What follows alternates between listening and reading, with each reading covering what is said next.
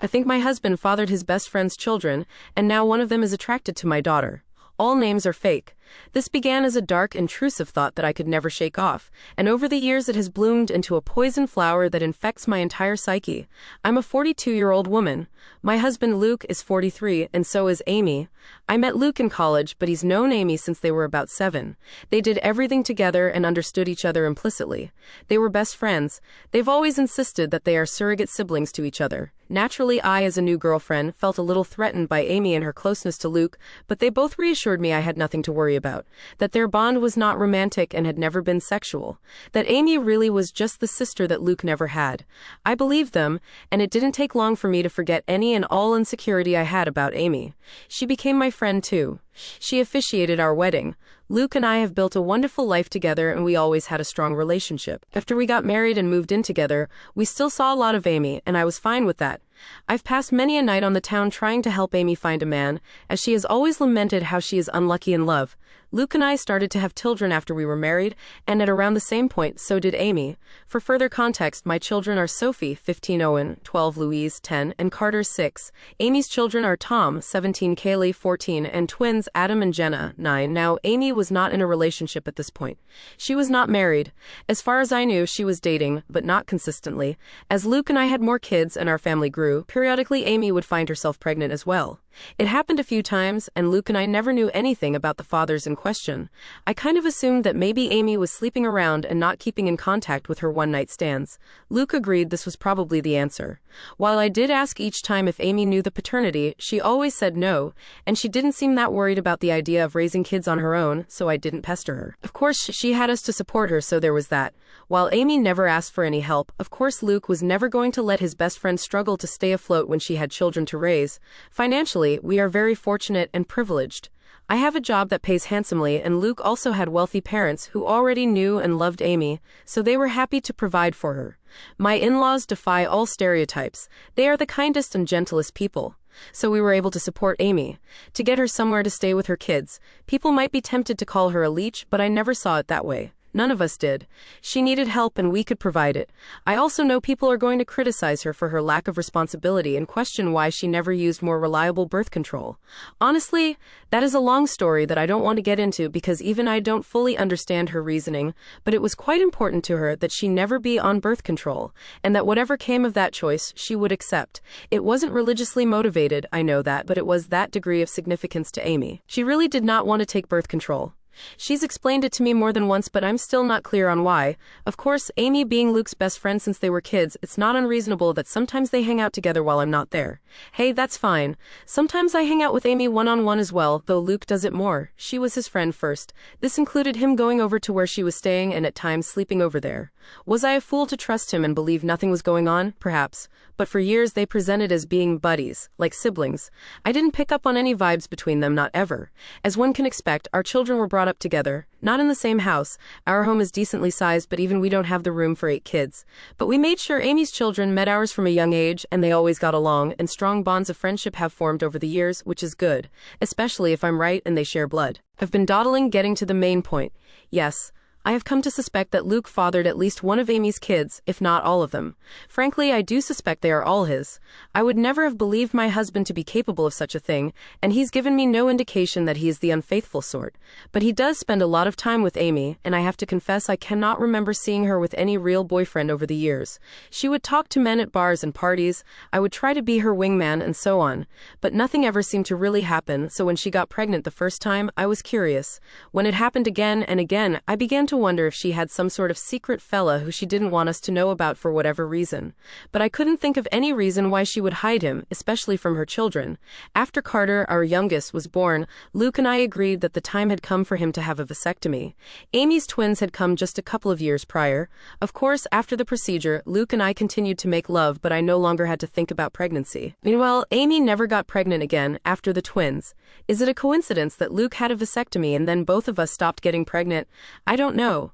But Luke would still visit her, and he wasn't just going to see her but checking up on her children as well. In general, I should have paid more attention to it sooner, but Luke has always acted like a father to them, especially as they've gotten older. He's the father they never had. He doesn't neglect me or our children, not one bit. He's doing double duty. On its own, the idea that he is a surrogate father to Amy's fatherless children isn't inherently suspicious. One could call it noble. But it combines with a lot of other little things. There is appearance as well. I won't go into specifics of hair color, eye color, or unique physical traits because I'd rather limit the identifying factors of the people involved and keep this whole thing as vague as possible. But suffice it to say, Amy's children, they certainly look like they could be Luke's. Kaylee has a very unusual allergy that Luke also has. The twins look very much like him, Adam in particular. The older Tom has gotten, the more of Luke I can see in his face and personality, while their race doesn't matter. The reality is that Luke is a different race than Amy, and Amy's children look pretty biracial. I could easily believe their father is the same race as Luke. Doesn't mean Luke has to be the father, but it sure seems like it. I have never voiced my anxieties to either Amy or Luke. I don't want to be the bad guy, and guilty or innocent, I already know they would flatly deny my accusations and be hurt by them. Imagine if that drama reached the ears of my kids or Amy's kids. Either way, Luke continues to spend time with Amy and her children, just as her children spend time with mine. I have hinted to Luke that I feel needy for more attention and wish he wouldn't give as much to Amy. But he either missed my cues or pretended that he missed them. I don't want to push this idea that he's favoring her because it's not even really true. He's never neglected me for her. I can't shake the feeling that Luke and Amy have been intimate before, likely numerous times. So far as I know, Amy never really wanted to be a mother either. She wasn't opposed to it, and when each of her children came into the world, she instantly fell in love with them. But motherhood was never really a major part of her life plan or identity. In the grand scheme of things, when we would talk about the future, she would sometimes mention a husband and children, but it never seemed like something she had her heart particularly set on. So I don't think this is a case of Luke just giving Amy children. I doubt that was the motive for the infidelity. That would have been a side effect. I've been letting this go and turning a blind eye for years. It was a dark thought in the back of my mind after Kaylee's allergy was discovered, but I dismissed it. Got worse after the twins were born. I dismissed it. Then when Amy stopped having babies, I wanted to feel reassured by that. But Luke had gotten a vasectomy, so if anything, that made my anxiety worse. There have been nights that I wish the twins were younger, that they had come along after Luke's procedure. It's been twisting me into knots for a long time, but I don't want to be the one who rips our family apart, especially since technically I could be wrong. Except now I'm very afraid, because in the last few months we've had a new development in our kids' social circle. Tom, Amy's eldest, asked Sophie out. Sophie, my eldest. She's really blossomed over these last few years and become quite the outspoken beauty, so I'm not shocked to see she's getting male attention, but Tom asking her out had me thrown. Sophie said no, but only because I'm quite protective when it comes to her exploring dating, and she knew she'd have to ask me first. I could tell she was flattered and intrigued by his interest and wanted to say yes. She approached me to talk to me about it. Bless my girl, she did everything right. I think she expected I would see things her way and agree that she could date Tom. Much to her surprise, I very firmly said no. That caused a bit of conflict. She didn't even want to date him that badly, she just couldn't understand why she wasn't allowed to. And I couldn't explain it to her. All I could come up with was, he's too old for you, which he is, but it's not really about that. When Amy and Luke heard, I was so very curious to see what their reactions would be. If either of them had agreed with Sophie and tried to convince me that the two of them should be allowed to date, I think I would have been relieved and taken that as proof that I was wrong about something going on between them. Wrong about who fathered Amy's children. But the ambiguity continued. They took my side. Both of them put their foot down, though not as fiercely as I did. Luke agreed with me, but he also worried that trying to forbid such a romance would only make Sophie want it more. He's probably right about that. Amy seemed more apathetic to the idea. She didn't want Tom to date Sophie either, and she backed me up, but I don't know, she just wasn't taking it as seriously. She seemed to think it was a fleeting crush. Well, it wasn't. In the months following those conversations, Tom would spend more and more time with Sophie. They would be alone or with other friends, anytime they possibly could. It's become abundantly clear that Tom is crazy about Sophie and wants to be with her. And he definitely wants to be physical. I've been watching them like a hawk and noticed his eye wandering many times. And while I'm doing everything I can to kill this budding romance in the crib, I also am feeling somewhat powerless. Sophie hasn't outwardly defied me, she's still just hanging out with Tom as friends, so forcing them to stop spending time together would be unreasonable, and probably encourage more sneaking around, but I'm so afraid that they're already doing that. My nightmare is that they're secretly dating and doing God knows what when no one is looking. I've observed Tom being rather handsy with Sophie and she presents no objection whatsoever, and I just don't know what to say. I had considered trying to convince Sophie that Tom is like her brother, but if she doesn't see him that way, I don't really have the power to rewrite their emotional dynamic or the history of their friendship. I always saw Amy and her children as being like family, but my kids might see Amy's kids more as best friends. The problem is, of course, that if my husband has indeed been carrying on an affair over the years and I'm right about the paternity of Amy's children, then Tom and Sophie cannot be anything more than friends under any circumstances. End of discussion. It can never happen. I feel powerless to stop it though. Luke has apparently talked to Tom about this, as has Amy, but he is unrelenting and he won't give up on Sophie. I think she enjoys that attention and devotion. Tom has also confronted me and asked why I'm so against this when I know him very well and I know he would be good to Sophie. I didn't know what to say other than to fall back on her being too young for him. But that won't work forever. If, God forbid, they're still attracted to each other in a few years, then they'll pursue this with abandon, and once they're legal adults there's nothing I can do about it. Amy and Luke agree with me that Tom cannot date Sophie, but that's all they've really done. They feel just as powerless as me to prevent teen love. It genuinely feels sometimes like they've just given up and will bury their heads in the sand about this. Just do nothing and hope the feelings pass as Tom and Sophie get older. Which, yeah, they're in high school. It's unlikely Tom will be in love with Sophie forever. But my fear is that she'll let him do something intimate with her before that time comes, something neither of them can take back. I am this close to opening a door I cannot close, this close to screaming at Luke that all this wouldn't be happening if he hadn't cheated on me these many years. If he hadn't been all but raising a second family with his surrogate sister behind my back. Now Luke's son wants to fuck our daughter, his actual sister, because as far as he knows, she's just his childhood friend, and it's all Luke and Amy's fault for what they've done. If I speak up, everything gets blown to hell. On the off chance that I am wrong, I'm a horrible monster who accused the love of my life and one of my closest friends of doing something horrible. If I'm right, it still tears our entire structure apart. The family and social unit we've become over the last several years is gone, and everyone will be stressed and upset even if Luke and I don't divorce. If I do nothing, Sophie's eventually going to sleep with Tom and be his girlfriend. And I'm low-key terrified it will happen sooner than later, or worse, that it's already happened under my nose. I hope to hell this relationship fades as they mature, but what if it doesn't? What if they wind up being together for years? What if they marry, want to get pregnant someday? And if I tell Sophie the truth about Amy's kids, then everyone else finds out too, and that's going to ruin so many lives. It would shatter my kids' perception of their father and their Aunt Amy. Luke is Owen's hero. I don't even want to think about how much this would hurt him. And what about Amy's children? They are innocent. They didn't ask for this. They don't control where they came from, and I don't want to hurt them.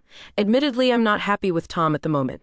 A week ago, I saw him put his hand on Sophie's butt, and I wanted to knock his teeth out. But even he doesn't deserve to be burdened by the knowledge that it's his half-sister he's been fantasizing about. It's also feed up, and I don't know what to do. I've been looking the other way and letting my husband and his best friend insult me for such a long time now. I thought I could live with it, but this business with Tom and Sophie has me distressed. Update 3 days later. First of all, wow, I did not expect my post to get as much traction as it did. I was half worried that someone in my family or social circle might find it, especially when someone alerted me that the post had been shared to Facebook. But as far as I can tell, no one in my family has seen it. I want to thank all of the kind commenters who wished me well. To those who were more frustrated with my indecision, I get it. But I was operating with an uncertain situation and the stakes were incredibly high. I feel like no matter what choice I made, something could and likely would go wrong. I've spent the last 5 years imagining different scenarios based on different ways I could go about this if I ever decided to act on it. To everyone who is clamoring for an update, I have one for you. I previously said that I was going to do a secret DNA test, that I had decided on that course of action. In the end, I couldn't go through with it, and now I am regretting that, because the window to do so has essentially closed. I just felt like it would be out of line for me to do that to another person's child behind their back. Ethically, it was dicey. I've since consulted with my lawyer as many commenters suggested, and she advised me against doing so because no matter what the results were, it would make me look bad in a potential divorce proceeding. But I really wish I had done it anyway, and just not told anyone. Because I really badly need to know, and I still don't know for sure. Likewise, I wanted to tell Sophie in confidence, but the more I thought about it, even that seemed over the line. Like I had no right to plant such ideas in her mind about her father without even talking to him first. So what I ended up doing was confronting Luke and Amy. Many comments suggested this as well. I finally told both of them that we needed to have a serious talk. It felt counterproductive to approach just one of them, because I figured they would tell the other about what happened in their own words before I could prepare my own. I wanted them both to hear what I had to say. Once all the kids were at school, I laid down all of my suspicions and the reasons. I made it clear how much I love both of them, but a combination of clues had led me to notice the similarities between Luke and Amy's children, and I didn't even list all of them in the original post. For example, Luke has been a sleepwalker in the past. So have Sophie, Tom, and Adam. I said over and over how much they meant to me and how I didn't want to believe it, but the thought had crept into my mind in the past. How I had dismissed it before, but now, with Tom and Sophie having crushes on each other, it became necessary to pose the question. So I asked if they had ever crossed the line, if Luke had ever been unfaithful, if there was even the slightest possibility that any of Amy's children were his. I was just trying not to cry. Well, they reacted exactly as I would have expected. Their responses were perfect and so very well rehearsed. I genuinely can't tell if it was honest emotion or powerful gaslighting. Amy was more upset than Luke, or at least more outwardly upset. She was angry, offended at the accusation. Luke just seemed heartbroken by it. Maybe they were just acting, but I don't know. Somehow they had reasonable responses to all of the points I brought up. They asked questions I didn't know how to answer. I had never objected to them having alone time before. Why did it suddenly bother me now? Do Amy's children really resemble Luke that much, or are things like hair color pretty basic traits to have in common? The whole family had always treated Amy and her kids as part of our unit, and I had previously commended Luke for stepping up and being a father to Amy's kids. Since they didn't have one, why was I now saying it was a bad thing? What exactly did I want them to do? How could I think such a thing about them? Why had I waited so long to say something? Luke was more understanding than Amy. He respected my feelings, or at least he acted like he did. Amy appeared to feel more betrayed by what I said. I ended up apologizing several times even though I'm not sure I did anything wrong. Luke also apologized for anything he'd done to indicate he was unfaithful. I asked Amy more pointedly that, if not Luke, who had fathered her children. She snapped back that it was none of my business, and I could tell she was in no mood to get personal or vulnerable with me after my accusations. I'm not proud to say that I lost my temper and said that after everything we had done for her and her children, such information was not a lot to ask, and perhaps she owed it to us. I regretted the words as soon as I said them, but Amy shouted back that I had never done anything for her, that it was Luke and his parents who had kept her afloat all these years, not me. She went on a longer tirade about how I had always acted superior to her, which I don't believe I did, though it's possible that I gave off that vibe unintentionally. Luke did his best to calm her down, but the room was still fraught with tension. I don't know, Reddit, I just don't know. It's driving me to the edge of madness. There is a way to be certain, of course. Not certain of my husband's fidelity, but of the paternity of Amy's children. So I asked Luke, for my own peace of mind, for the sake of our daughter, and for our family unit, if he could please get a DNA test done, a paternity test. I went on to say that I knew he disliked and distrusted such things, but that I really needed this. I could see the pain in Luke's eyes. Maybe it was an act, but he did seem genuinely hurt that I was asking for this, that him giving me his word that he had always been faithful was not enough for me. But he very reluctantly agreed to participate in a DNA test. Unfortunately, Amy did not, and that's where we hit a roadblock. I was afraid of this. But Amy was infuriated at the whole concept and told me in no uncertain terms that I would not be getting samples of her children's DNA, and basically told me to fuck off for asking, several times in several variations. I pressed Luke, and honestly he was a bit useless but probably right. He tried to convince Amy, but she wouldn't hear of it, and he kind of shrugged to me when I pushed him for further support. Because he can't force her to get the tests done. If she refuses, that's really a dead end. Trust me, it is. I looked into this quite a bit and consulted with my lawyer. The problem is, Luke could, in theory, petition the court to demand a paternity test for Tom and the others. The issue is that, to do this, he'd essentially be claiming he slept with Amy and he believes her children to be his. That would be the version of events he'd be maintaining.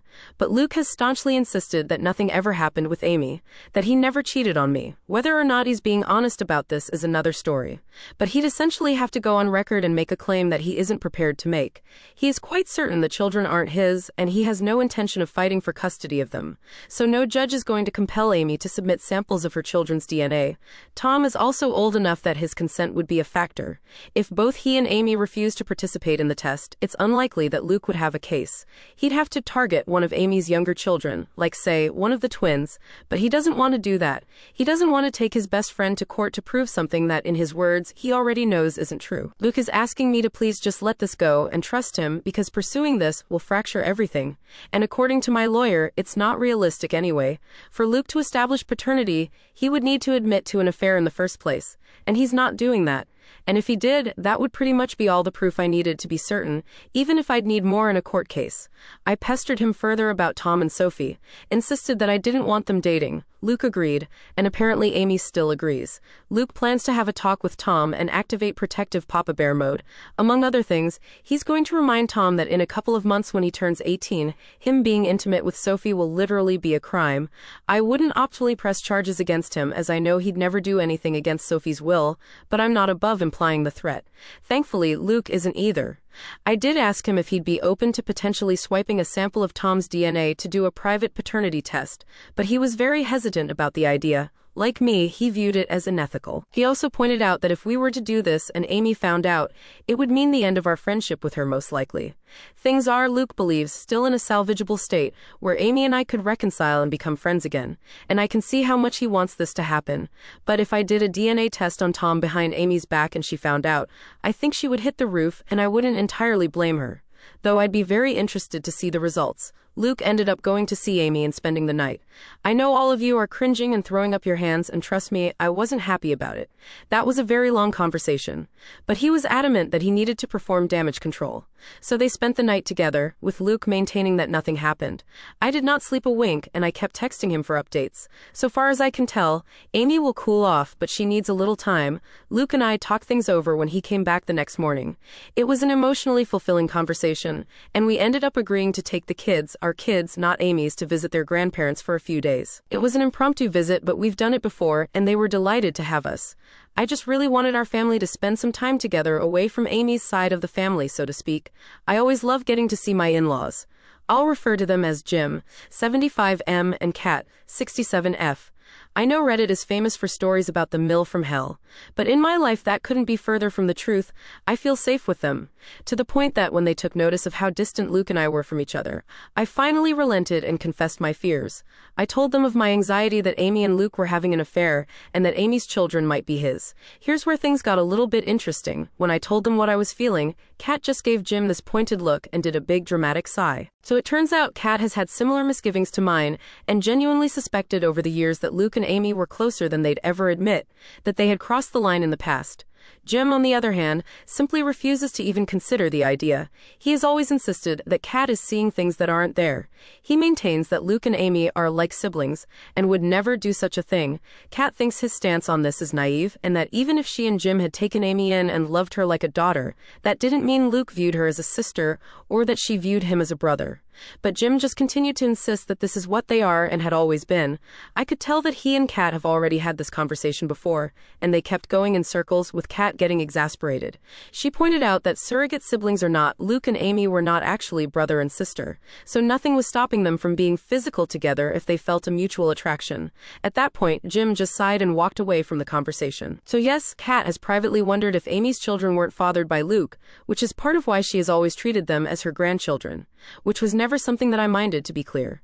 I also don't mind that Kat never voiced these concerns to me. She had no proof, and she saw far less of Luke and Amy's closeness in our adult lives than I did. As for the kids, they're doing all right.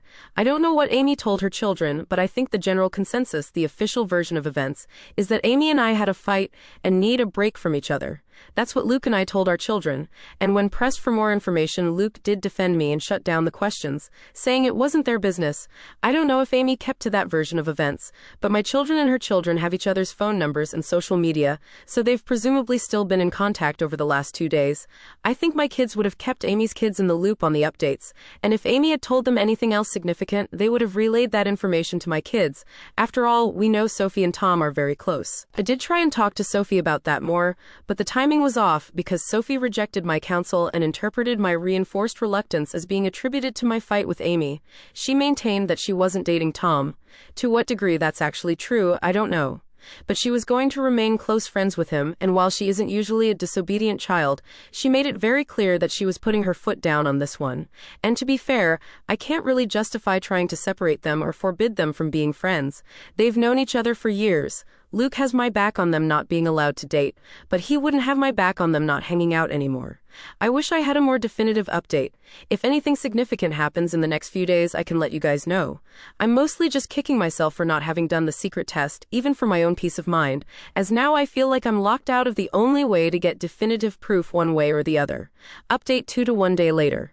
I didn't expect to have another update so quickly, but after posting my first update, I did a lot of thinking about my kids. I ultimately decided that whatever else happened, I needed to warn Sophie about the situation and do so immediately.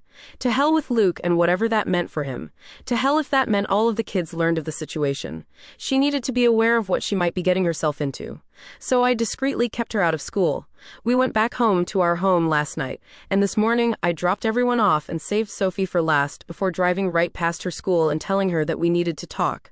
Always a frightening thing for a teenager to hear from a parent, but I was quick to establish that she was not in trouble, but she needed to know the truth about why Amy and I were fighting, why her dating Tom was out of the question. I very gently explained that because of Luke's closeness to Amy and Tom's resemblance to him, I had come to suspect that perhaps Luke and Amy were intimate at some point over the years. If that was true, and there was any chance Tom's father was actually Luke, that would be a significant problem. Sophie was quiet during all of this, and even after I had stopped talking to let her respond, she paused for quite a while before she finally said that we needed to get Tom and discuss this with him as well. I had no objections, so she texted him to meet with us. They're both skipping school today, but Sophie gets straight A's and this is extremely important, so I looked the other way. Tom came to meet us, and Sophie had me relay what I told her to him as well. I apologized to him for any indication I might have given that I didn't think he was good enough for my daughter, and to both of them for not telling the truth sooner. Tom and Sophie just gave each other this oddly knowing stare. And read it, that's when they blew my mind. Sophie spoke first, with Tom backing her up. They revealed to me that in fact they had already known about Luke and Amy, or at least they had strongly suspected. Apparently Tom has overheard conversations that are questionable, as well as overhearing the sounds of sex from Amy's room, sounds he would just as soon forget, but all signs point to Amy's lover having been Luke. Tom had wondered for a very long time, and back in January he finally voiced his fears to Sophie. She agreed with them. She could also see a strange sort of closeness between her father and his mother. They agreed that Luke was likely having an affair. They agreed that because of Kaylee's allergy, Luke might very well be her father. And if Kaylee was Luke's daughter, the rest of Tom's siblings could be Luke's as well. Tom could be Luke's kid himself. The math led them to the same places as me. So Sophie and Tom came up with a little plan. As it turns out, they are not in love, they never were. They're still just best friends, but they had the same instinct as me that they didn't want to blow up our entire family and social unit without more direct evidence, which Tom has been working on acquiring, and though Sophie very badly wanted to tell me the truth, she was hesitant because she knew it would shatter me. She had no idea I was already suffering in silence. Sophie apologized for not voicing her suspicions sooner. Honestly, we both cried, and I made sure she understood that none of this was her fault and that I loved her very much. So the bottom line is, Sophie and Tom already know they could be half-siblings and aren't actually interested in being a couple. That was their idea for how to rock the boat. To force Luke and Amy to do something about the situation rather than just keep making a fool out of me. I also think it was Tom Sophie's way of punishing them for their affair. Teenagers can be vindictive, so they concocted this idea that they wanted to date. Every flirtation I've witnessed, every inappropriate touch, all staged, apparently, and for the benefit of Luke, Amy, or both, this was supposed to make them sweat, and Sophie Tom expected they would jump out of their seats to forbid it from happening. When I was the one who did instead, that kind of threw the kids for a loop. They couldn't understand why I cared more than the actual cheaters. They began to suspect that maybe I knew. Tom confronting me that one time about why can't I date Sophie was him trying to gauge if I knew or not. Maybe I shouldn't be surprised. Sophie and Tom have always been close friends and confided in each other. Maybe I should be a little more concerned at how sneaky they've been, but honestly, I'm just so relieved they're not dating. Sure, they could be lying to throw off the scent, I guess, but they apparently already knew that they're likely related. They didn't blink at all when I told them. We even had a bit of a laugh together when Tom mentioned how he had been a little offended that I was so against him dating my daughter before. I kind of jokingly asked him, "So you don't think she's gorgeous?" And Tom, bless his heart, shrugged it off. "She is, but so is my English teacher, and I'm not asking her out either." Either way, the question now is where to go from here. We have to figure that out. I will say that it is such a relief to have told Sophie, and I feel like an elephant has taken one of its feet off my chest. Having her in my corner, and Tom in my corner as well, means a lot to me. And even though I basically just got it absolutely confirmed that Luke is sleeping with Amy, I kind of already knew that anyway. So now it's just a question of how to proceed. Tom has already volunteered to submit his DNA so I can compare it to Luke's, and both he and Sophie advised me not to tell Luke and Amy when I do this, which I agree with. They're both completely on my side, which means more to me than I can ever express to them. Tom has also been trying to set up a camera in Amy's room to catch her and Luke in the act. Sophie told me flat out that I needed to divorce her dad, and hearing that from my own daughter made it clearer than it's ever been. She's right.